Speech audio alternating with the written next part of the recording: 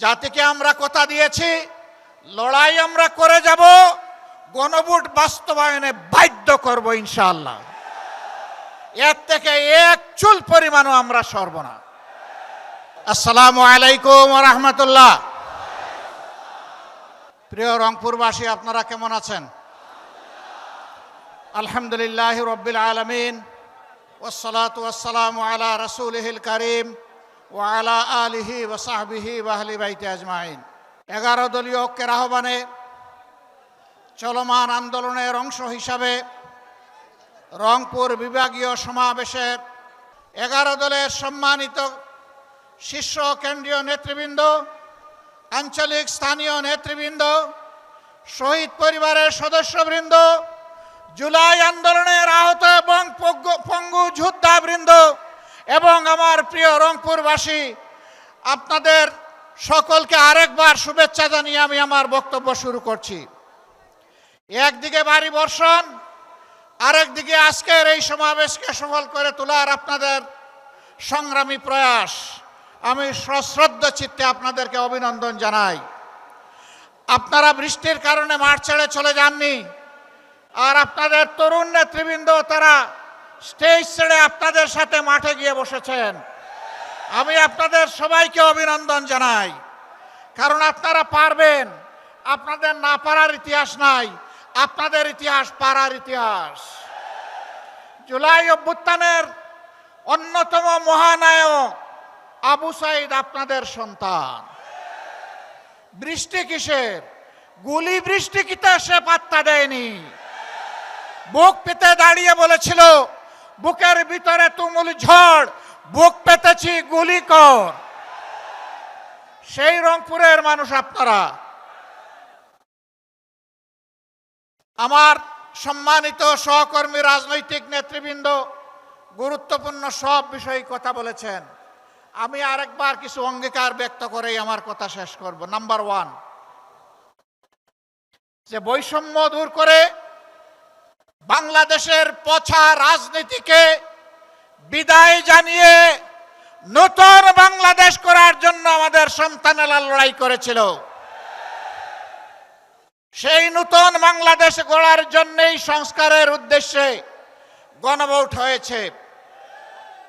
বাংলাদেশের একটা জায়গায় শুধু দাঁড়িয়ে বর্তমান প্রধানমন্ত্রী বলেছিলেন ভোট দিবেন দুটো, একটি আমার দলকে আর একটি গণভোটে হা।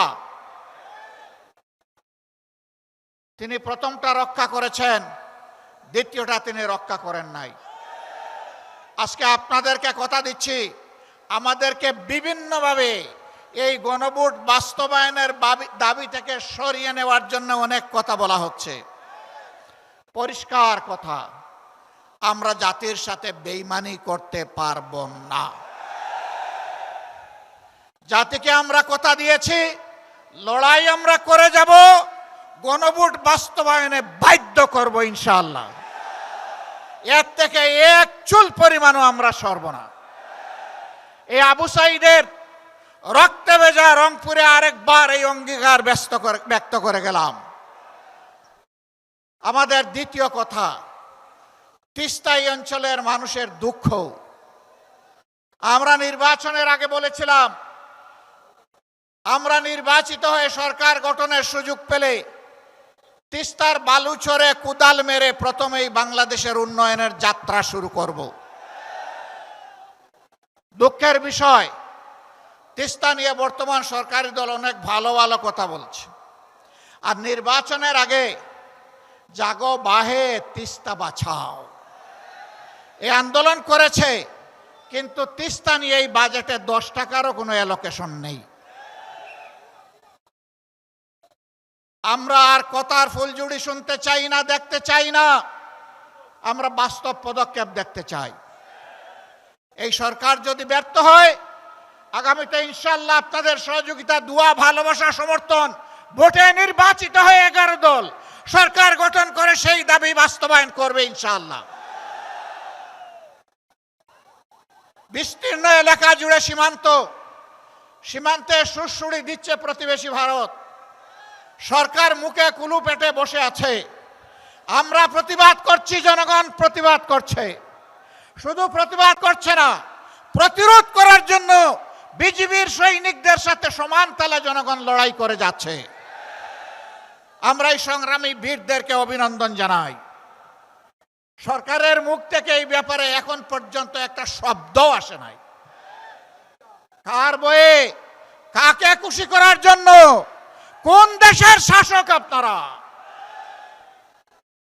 বাংলাদেশের জনগণের নাড়ির পালস বোঝার চেষ্টা করুন। জনগণের অভিপ্রায় আকাঙ্ক্ষার বিরুদ্ধে মেহরবানি করে অবস্থান নেবেন না। নেলে কি হয়? সম্প্রতি ইতিহাস থেকে সবারই সবক গ্রহণ করা উচিত।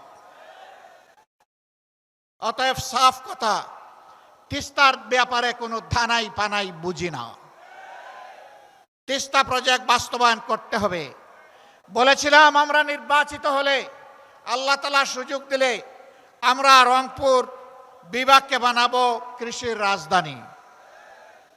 সেই রাজধানীর কথা বর্তমান সরকার ও সংসদে বলছে, কিন্তু রাজধানীকে ভিক্ষা দিলে রাজধানী বনবে না। রাজধানীকে নিয়ে মহাপরিকল্পনা করতে হবে। এখানে এসে শুনতে পেলাম দুঃখের বিষয়, কৃষক কষ্ট করে ঘাম জড়িয়ে ফসল ফলায়, এই অঞ্চলে বিপুল পরিমাণ আলু উৎপাদন হয়। এখন হিমাগারে রাখতে গেলে বস্তা প্রতি 600 টাকা তাদেরকে দিতে হচ্ছে। এটা অন্যায়, এটা জুলুম, এটা বন্ধ করতে হবে এবং ন্যায্য দামেই সেখানে রাখার ব্যবস্থা করতে হবে। শুধু এটি নয়, আরো যত জিনিস এখানে উৎপাদন হয় তার ন্যায্য মূল্য প্রাপ্তি কৃষককে নিশ্চিত করতে হবে। সম্মানিত ভাইয়েরা, বাজারে দ্রব্যমূল্যে জনগণ অস্থির। সরকারের হৃদয়গুলা ঢুকে না, কারণ জনগণ তো চাঁদাবাজি করে না, তাদের তো অবৈধ অর্থের উৎস নেই, তারা ঘুষ দুর্নীতির সাথে সম্পৃক্ত নয়। তাদের এই দুঃখ ওই লোকেরা কেমনে বুঝবে যারা চাঁদাবাজিতে লিপ্ত, যারা ঘুষ দুর্নীতিতে ব্যস্ত? তারা এটা বুঝবে না। আমাদের স্পষ্ট অঙ্গীকার, ইনশাআল্লাহ সব দুর্নীতিবাজরা এক হয়ে ইঞ্জিনিয়ারিং করে আমাদেরকে হারিয়ে দিয়েছে। কয়বার? গোগো তুমি দান খাও বারবার, ধরা পড়বা একবার। ইনশাআল্লাহ আগামীতে এই সুযোগ আর দিবে না জনগণ। তখন ন্যায় ইনসাফের ভিত্তির উপরে 11 দল একটি সরকার গঠন করবে ইনশাআল্লাহ। যেই দেশে চাঁদাবাজ তো দূরের কথা, তাদের ছায়াও সহ্য করা হবে না। দুর্নীতি করার প্রয়োজন কারো হবে না। সম্মানজনকভাবে সবাই বাঁচতে পারবে। এরপরে লুবের বশবর্তী হয়ে কেউ দুর্নীতি করলে তাকে ছেড়ে কথা বলা হবে না। প্রধানমন্ত্রী হলেও না, তাকেও বিচারের মুখোমুখি করা হবে। সম্মানিত ভাইয়েরা, এ দেশ আমাদের, আল্লাহর রক্ষাকর্তা। আমরা যতদিন বেঁচে থাকব, দেশের 1 ইঞ্চি জমি তো দূরের কথা, একটা বালুর উপরেও কাউকে কর্তৃত্ব করতে দেব না। যারা হুমকি ধমকি দিচ্ছে তাদেরকে বলি, আপনারা এইভাবে বাংলাদেশকে বিবেচনা করবেন না। ডক্টর কর্নেল অলি আহমদ বীর বিক্রম বলেছেন, আমাদের সৈন্য 2 লাখ 2.5 লাখ নয়, আমাদের 1 কোটির বেশি। আমি বলবো, এই দেশে জন্ম নেওয়া প্রত্যেকটা নারী পুরুষই আমাদের সৈনিক। জুলাইতে এটার প্রমাণ রেখেছে সবাই। মায়েরা রেখেছে, বোনেরা রেখেছে, মেয়েরা রেখেছে, ভাইয়েরা রেখেছে, সন্তানেরা রেখেছে এবং বয়স্ক পুরুষেরা রেখেছে, কুলের শিশুও রেখেছে। এই যে জাবির ইব্রাহিম মারা গিয়েছে, তার অভিপ্রায়টা লক্ষ্য করবেন। সে কি বলেছিল? আরেকটা ছেলে বারবার তাকে সরিয়ে দেওয়া হচ্ছে, এই তুমি সরে যাও, তুমি ছোট মানুষ। কয় সাবধান, আমাকে সরানোর চেষ্টা করবেন না। আমি এসেছি এখানে আন্দোলন করতে, প্রতিরোধ গড়ে তুলতে। আপনি আপনার কাজ করেন, আমাকে আমার কাজ করতে দেন। এরপরে আপনারা দেখেছেন সবাইকে ঝাড়ি মেরে ফেলে দিয়ে গিয়ে সে পুলিশের পেটের মধ্যে ঘুষি বসাচ্ছে। তুই আমার ভাইকে হত্যা করেছিস। আজকে সেই হত্যাকারী পুলিশদেরও বিচার গুলিয়ে দেওয়ার জন্যে একদল উঠে পড়ে লেগেছে। আমরা পুলিশের সকল সদস্যকে বলছি না যে তারা অপরাধী, কিন্তু যারা অপরাধ করেছে, যারা অবলীলায় মানুষ খুন করেছে, তাদেরকে বিচার আপনারা চান না? সে পুলিশ হোক আর সাধারণ মানুষ হোক, তাদের বিচার অবশ্যই হতে হবে। শুধু জুলাই নয়, 2006 সালের 28 অক্টোবর থেকে শুরু করে এরা যে খুনের রাজনীতির সূত্রপাত করেছিল, পিলখানা হত্যাকাণ্ড, সাপ্লাই হেফাজতের লোকদেরকে হত্যা, তারপরে সারা দেশে 15.5 বৎসর গুম খুনের রাজনীতি, আয়নাগরের রাজনীতি, জুলাইয়ে এসে মহাহত্যাযজ্ঞ, গণহত্যা যারা চালিয়েছে, একেবারে সেই বিপ্লবের প্রতীক শরীফ উসমান হাদির হত্যাকাণ্ড পর্যন্ত সকল বিচার করতে হবে। যদি এই সরকারের সেই বিচার করার সাহস না থাকে, বলবো নিজেদের ব্যর্থতার দায় স্বীকার করে বিদায় নেন। পরবর্তী সরকার এসে সেই বিচার করবে ইনশাআল্লাহ।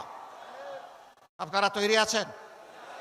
ওই শুধু এই মাঠে তৈরি থাকবেন না 24 ঘন্টা, 2 দিন 1 দিন নাকি সারা জীবন? ইনশাআল্লাহ লড়ে যাব, আমরা ক্ষান্ত হব না, আমরা জিতবো ইনশাআল্লাহ, আমরা মাথা নত করব না। আমরা বীরের জাতি হিসাবে মাথা উঁচু করে বিশ্ব দরবারে দাঁড়াবো, কোনো মিনি আধিপত্যবাদের কাছে আমরা নতি স্বীকার করব না। আপনাদেরকে আরেকবার ধন্যবাদ, এই বিপ্লবী জনতাকে ধন্যবাদ। হে আবু সাইদ এবং আবু সাইদের বন্ধুরা, তোমাদের আত্মার কাছে আমরা অঙ্গীকার করছি আরেকবার, আমরা বৈষম্যহীন বাংলাদেশ গড়ব ইনশাআল্লাহ। গণভোটের গণরায় বাস্তবায়নের মাধ্যমে ফ্যাসিবাদের কবর দেয়া হবে ইনশাআল্লাহ। সেই শপথ নিয়ে আজকে এইখান থেকে বিদায় নিলাম। আল্লাহ রাব্বুল আলামিন এই শপথ বাস্তবায়নের তৌফিক আমাদেরকে দান করুন।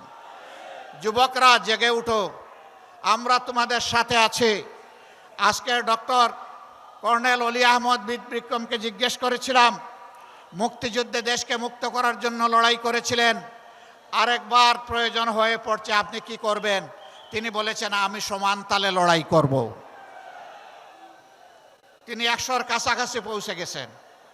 তিনি যদি সমান তালে লড়াই করেন, আমরা কি সেই লড়াইয়ের জন্য প্রস্তুত আছি? আল্লাহ হাফেজ। বাংলাদেশ জিন্দাবাদ। 11 দলীয় ঐক্য জিন্দাবাদ। ফ্যাসিবাদ নিপাত যাক। আসসালামু আলাইকুম ওয়া রাহমাতুল্লাহ।